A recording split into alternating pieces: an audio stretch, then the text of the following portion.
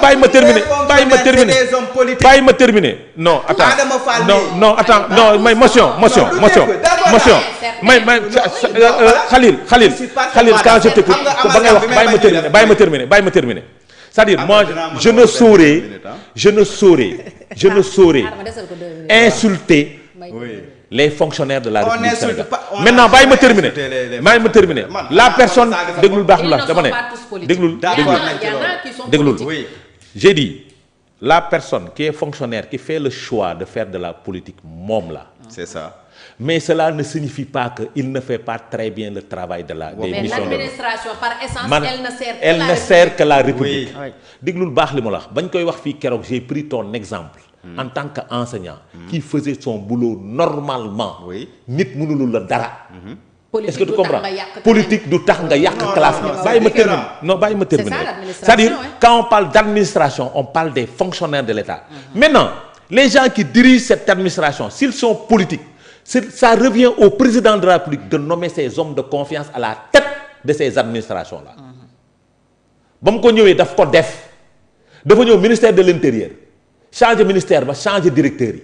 Le ministère a proposé d'autres directeurs ñi nga xam ne wóolu na leen au niveau de l'administration territoriale il a chamboulé au niveau de l'armée il a chamboulé est-ce que tu comprends mais les fonctionnaires qui sont au niveau du ministre de la primature sont restés là-bas ils sont en train ils jurent fidélité et loyauté au premier ministre les fonctionnaires de la présidence ils jurent fidélité et loyauté au président moi je jure fidélité et loyauté à mon directeur général parce que je suis un agent de l'État c'est le comportement que je dois avoir et je sais faire la dichotomie entre l'institution où je travaille et la politique que j'exerce étant enseignant musuma taxaw na samay élèves votel diw wala génn leen tracer grève je ne l'ai jamais fait parce que je n'ai pas le droit de le faire parce que xam naa li ma administration li ma législation may wala li ma législation mayul maintenant nag ki nga xam ni xamu ko moom mooy nekk ci disposition yi et une république qui est le Sénégal ne peut pas être un parti État. weesu nañ foofu. dépassé nañ ko ñi ngi ko amoon du temps de Diouf de Senghor. Après son différend avec Mamadou Dia. Et on n'y était pas même carrément. Carrément. On n'y était pas dañ ko xaw a frôlé. Mais xawoon nañ fa nekk.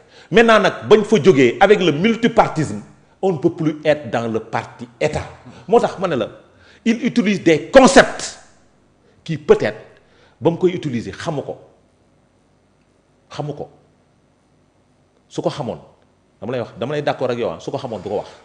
waaw peut-être kon leneen la bëggoon wax. que peut-être j'ai dit non j'ai dit su xamoon non c'est-à-dire quand tu argumentes et que tu interroges tu amènes ton débat avec le parti communiste chinois nga argumenter def développement conclure vers un parti État nga ñëw nga jël exemple ba muy wax ci waxi système il prend l'exemple de l'administration Trump waaye saa yi fii y a l'administration de Bassirou Diomaye Diakhar Faye. ak justice bi liggéeyul neen. déglul xoolal mu neex ñu. loolu la parce que c'est lui qui a nommé les DG et les ministres c'est lui qui nomme au pouvoir civil et militaire nous sommes obligés de suivre la stratégie nationale de développement Sénégal 2050 dans nos missions agenda bi c'est une obligation. D'ailleurs Premier ministre woote na réunion primature. Très bien démb par rapport à ça pour qu'on accélère les choses et nous moo tax ma ne la xam nga fu mu jógee c'est la vision du président. du président de moo tax ma ne la. c'est la même vision. maintenant cette vision c'est-à-dire déedéet. wala ne dafa am camp bi. waxuma camp de j'ai dit. le président j'ai dit non ce que je veux dire le président du parti Pastef dans sa lecture et dans sa vision su nekkee li nga wax nii la bëggoon wax il a fait une erreur de communication et il doit l'assumer parce que gis nga nag en politique toute erreur. se paye cash. Très bien. te loolu xam nga ko Macky Sall ba mu ne damaa jël sama coude bii teg ko ci dossier. daf koo topp ba mu ne je vais réduire l'opposition à sa plus simple expression da koo topp moo tax ma ne la en politique toute erreur se fait cash et doit te le président du PASTEF doit assumer ses erreurs politiques et les payer cash wax naa ko fii te damay ci lay daaneel. Très bien. les éléments de langage de l'opposition et des chroniqueurs c'est Ousmane Sonko qui les donne et c'est pas bon. Khalil am nga 2 minutes rapidement 2 minutes. damay ñëw Il est revenir 15 heures. waaw pratiquement ci li muy wax que man je suis tout à fait d'accord kuy ñëw da ngay indi sa administration bopp man dama koo gëm ku ñëw daan ma xeex mënuma bokk ak yow gis-gis te ba boo indee sa programme da nga ci ànd ak ña ko gëm pour exécuter ko Mais mi ngi koy loolu def. c'est un fait mi ngi koy def ki ko gëmul mënu ko exécuter mi ngi koy def. maintenant kenn werantewul ni c'est le président de la République qui nomme aux emplois civils et militaires te nag et qui définit jël la na politique ci de la nation. jël na mu ngi jël ci parti bi lu doy mais mu ngi ciy jël pas ci allié yi.